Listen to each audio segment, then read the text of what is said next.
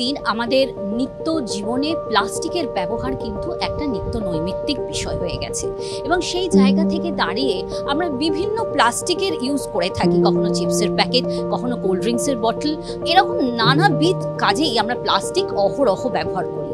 কিন্তু প্লাস্টিক ব্যবহারের পর আমরা সেটাকে ডাস্টবিনে ফেলে দিই। কিন্তু আপনারা কি জানেন যে সেই প্লাস্টিক ডাস্টবিনে ফেলে দেওয়ার পর কোথায় যাচ্ছে?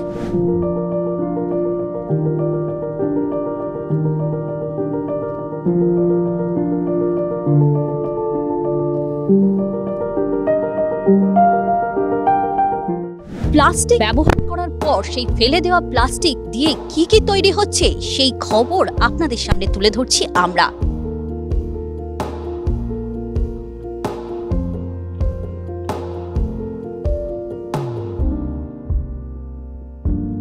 মিউনিসিপ্যালিটির প্রত্যেকটা যে প্লাস্টিক আইটেম আছে ম্যানুয়ালি আমরা প্রত্যেকটা আলাদা আলাদা ধরনের প্লাস্টিককে আমরা সেগ্রিগেট করছি। এই সেগ্রিগেশন প্রসেস হওয়ার পরে আমরা মেটেরিয়ালটাকে ফার্দার ওয়াশিং লাইন এবং শ্রেডারের মাধ্যমে কেটে আমরা ছোট ছোট চিপসে পরিণত করছি। তারপরে ওই চিপস থেকে ফার্দার আমরা আমাদের এক্সট্রুডার মেশিনে গ্র্যানিউলস তৈরি করছি।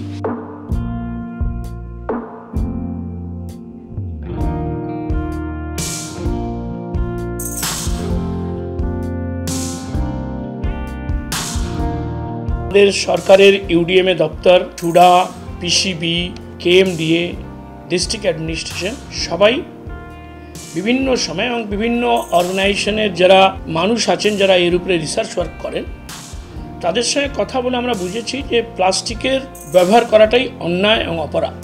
এই ইনফ্রাস্ট্রাকচারটাও আমরা ডেভেলপ করলাম যেখানে মানুষের ব্যবহার করা এই প্লাস্টিক যখন পাশে 3টে গ্রাম এবং এই শহর থেকে কিছু যখন আসছে সেগুলোকে রিসাইকেল করে এবং এই এন্টায়ার যারা এমপ্লয়ি আছেন তাদেরকে ট্রেন্ড করা, তাদেরকে অ্যাওয়্যার করা, এই মেকানিজমে কাজ করার জন্যে ইঞ্জিনিয়ারদের পরামর্শ নিয়ে ওটাকে যাতে আমরা গ্র্যানিউলসে পরিণত করতে পারি তাহলে এই রিসাইকেলটা সম্ভব।